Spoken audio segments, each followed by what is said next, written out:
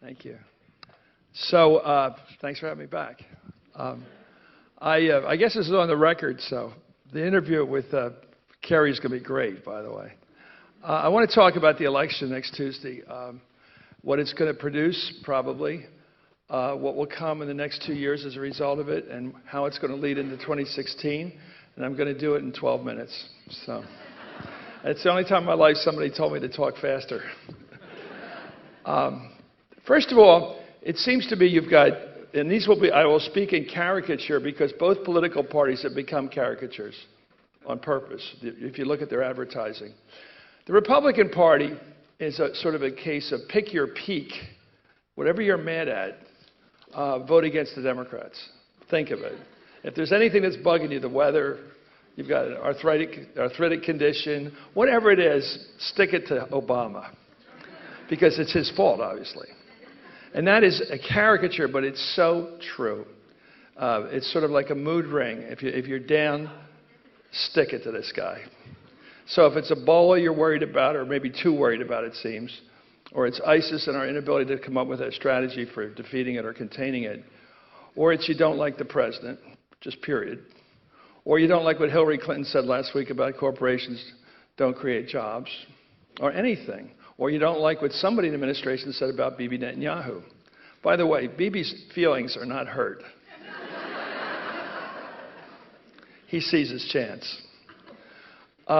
So that's the one-party position. And it's a very profound position because in by-elections, as they say in Britain, I mean, my hero, our hero, I suppose, everybody's Churchill used to say, the worst thing you can do is defend the government in a by-election because that means every anger, every complaint is addressed to you.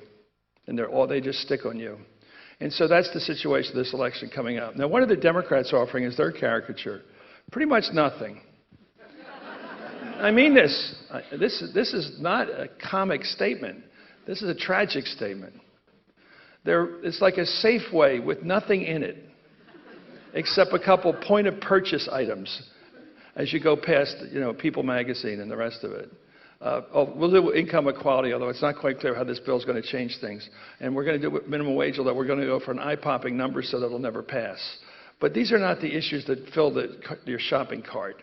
They just don't. They're issues that have been sort of germinated in the last couple of months to sort of have something to talk about, something to say, because they don't want to talk about Obama. And they don't want to talk about health care. They don't want to talk about the recovery from the worst recession since the Great Depression.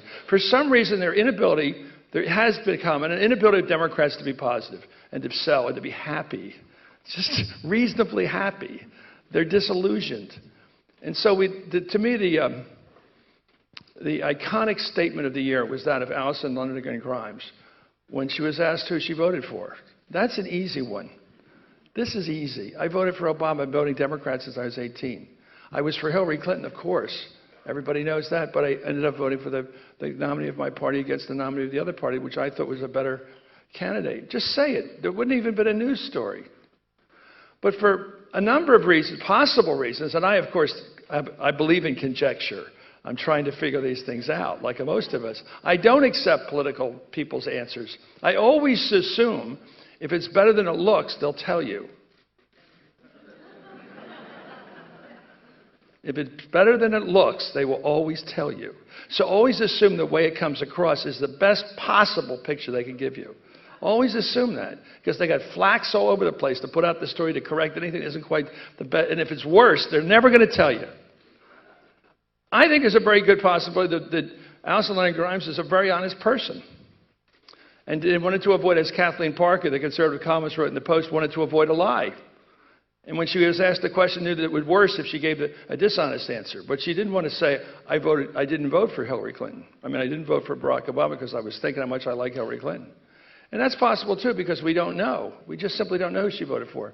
But there's a reason there. 32.8% of the people of Kentucky like Obama. It's so dreadfully low that perhaps the more likely solution is she just didn't want to say she voted for him. But this is the tricky nature of the Democratic Party going into this election. They don't really want to say who they are. They don't want to say who they're not. They don't really have a statement. They have nothing in the market basket to offer. They have no real positive brand this time, except what? We have local issues here. Let's stick to those. Or Obama's not on the ticket.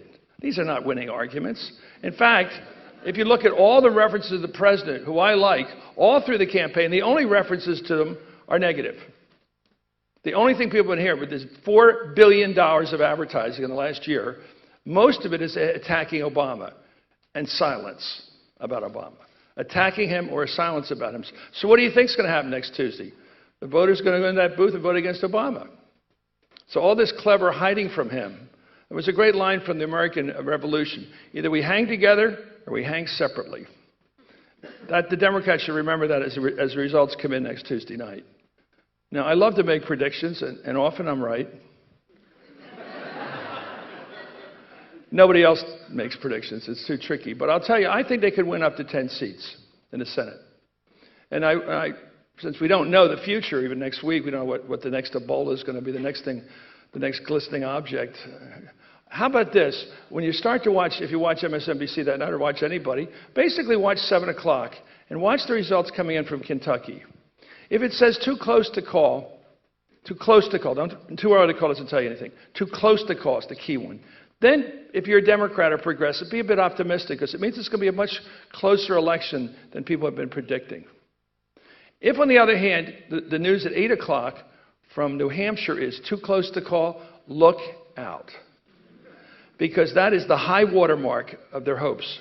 If Scott Brown can get on his scooter or his truck or whatever it is and head across the border and simply assign himself to a new state and win against a pretty popular incumbent, you know what you're looking at next Tuesday night. If he wins, look at the whole shebang. If he wins, you can shake your head. We'll see Tuesday night, all the experts back there.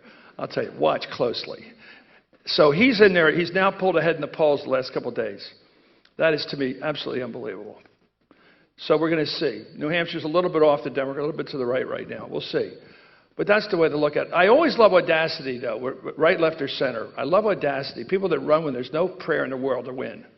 Because most of those people end up being the people 30 years later who are still in politics, who've managed to fight the tide, and really are interesting people. Biden in whatever Biden's problems are, the trouble is he says what he thinks, which is, as Michael Kinsley said, that's what happened. That's called a gaffe in Washington, when you say what you think.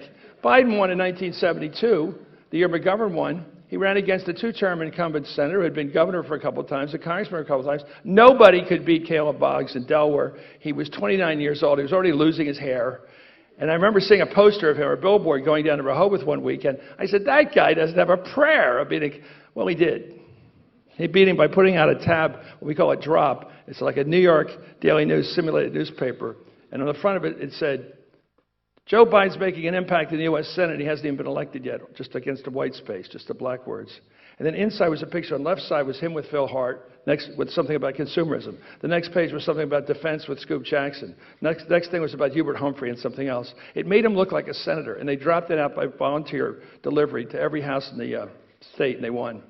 So sometimes the guy knows what he's doing, and it catches on. I was working in a campaign in Utah back in '72, and we got a guy beat an incumbent Republican, a liberal Democrat, a Teddy Kennedy guy, Wayne Owens. We won the election. So there's always audacity out there. And that's the great thing about politics. There's some ego out there where people are willing to take a big chance. So you're going to see some interesting races. Jerry Brown, that kid, is unbelievable. He's going for his fourth term, and they love him. And he's the only governor in the state that people really look up to on fiscal issues. This guy's got it figured out. So he was counted out a couple of years ago. Nobody was saying, we need Jerry Brown back. Audacity, ego. It's the key to American political sense. Nobody is asked to run for office anymore. There are no parties that really matter. It's the individual with the id that says, I can do it. That's how politics works in this country. What I worry is we're losing some of that. Great people aren't running anymore. It's a very thin rank of people running. That's my biggest fear about politics today.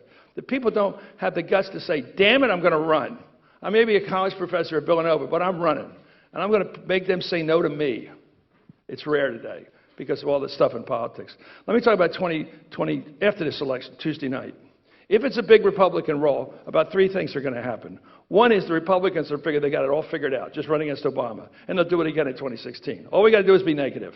That's all it takes. Just, he stinks. He's Ebola.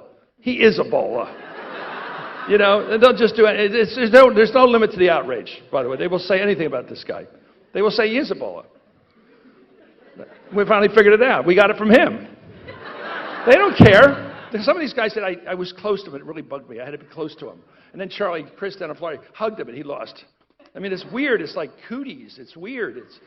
The Republican mentality is not even high school level on some of this stuff about Obama. I'm serious.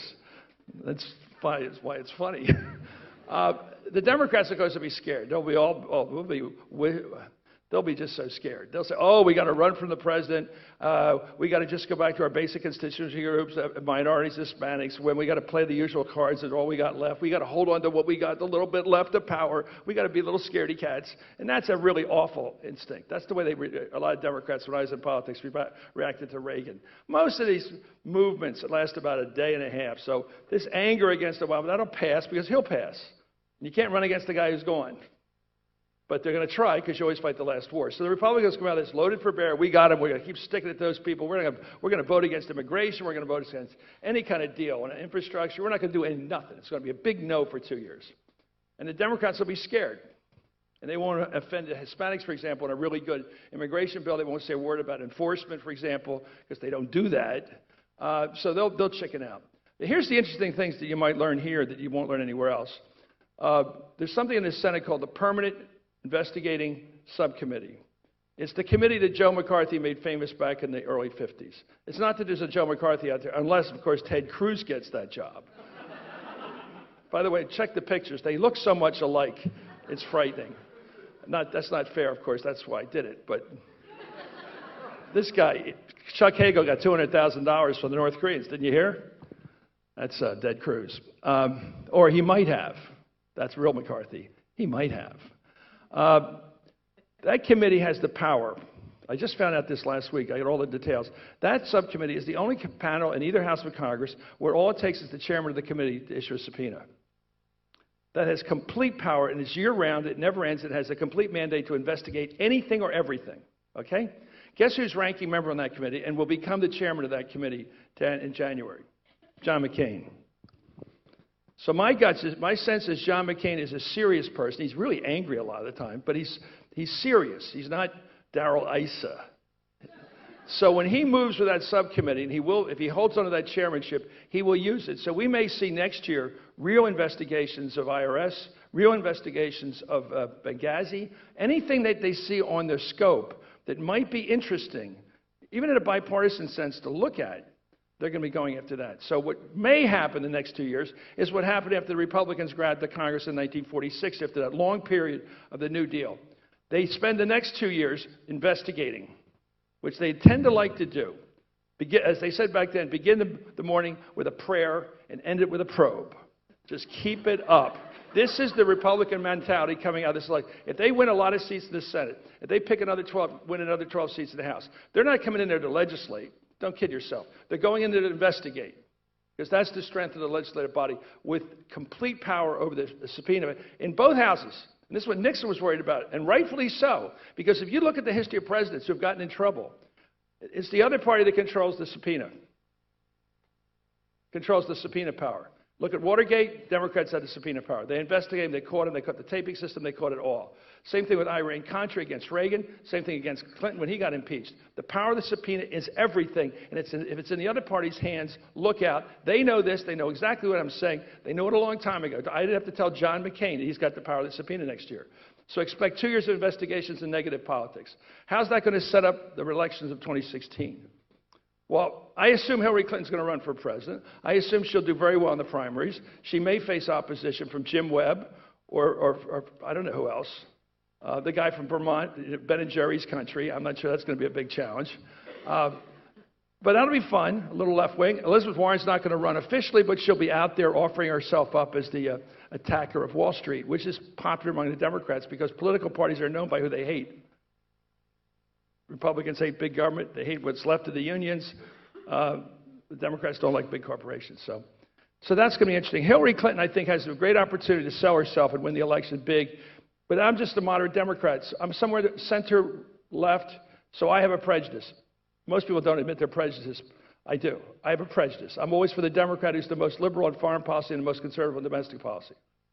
Now, I fear that Hillary Clinton might be the opposite sometimes. I may feel she's hawkish and at the same time conservative on the other stuff. But I think a smart move for her, and I think she's smart, and she'll have smart people around her. It won't be Mark Penn. It'll be some other people. She won't run the race the way she ran it last time because she learns, like everybody does. She's learned. She's not magical like Bill, but she learns. She works very hard. So what she'll probably do, if she wants to win big, and the only way to run for president now is to win big, because if you win at 51% and squeak in, and the other party gets the House and the Senate, you're useless. You got to go with a strategy to get the presidency and do something with it. That's the only reason to run, I think. Win with 53, 54%. Bring the House in with you. Have enough clout and mandate for the American people that they want you to do something. They want you to rule. They want you to lead. They don't want to just give you the job. They want you to have the power to do something for the country. That would be an ideal Hillary Clinton win. Grab the center, hold the left. So I think her argument I would make for her is, we're sick of men and their testosterone and their inability to cut a deal. And I think what you have to do is say what this country needs is not so much a shift hard left or hard right. Nobody thinks that's right. The great American middle thinks it ought to be a successful middle, which means reasonable deals. We have a reasonable deal on immigration. It's called, deal with the people who have been here long enough to consider themselves Americans. Let them stay through whatever means. Number two, tomorrow morning, you can't come in this country and get a job illegally. This is in the bill. This is in the Senate bill. It is one tough bill. You can't work without an ID card. The E-Verify system's on. You can rake leaves for somebody or shovel their snow maybe in the driveway. But you can't have a real job in this country if you're here illegally. And that's serious business. And that cuts in within 4 years. Of course, you'll never hear that from a Democrat. And you'll never hear from anybody, but it's a tough bill. If the president wanted a bill instead of an issue, he'd be saying what I'm saying right now. This is one tough-ass bill. And if we pass it, it's a compromise. But he wants the issue. And that's always the problem in politics. The parties on both sides, the other party wants to say, oh, we can keep Hispanics out forever. Well, you can't if you don't have a law. And right now, you don't have a law. So if you're playing to their prejudices, or you work with the Democrats and what they want to help Hispanic people, there's a compromise there. There's a compromise on infrastructure. There's a compromise on lowering the corporate rates. Plug the loopholes. I saw all this done. 1 second. All this worked. Tip O'Neill and Ronald Reagan were able to cut deals, lowering the corporate rate, the individual tax rate to 28%. That's what it was when they left, 28%. They saved Social Security for all these decades. You can work left and right. You can make it work. Hillary's best case is to say, I know how to do this thing. Thank you.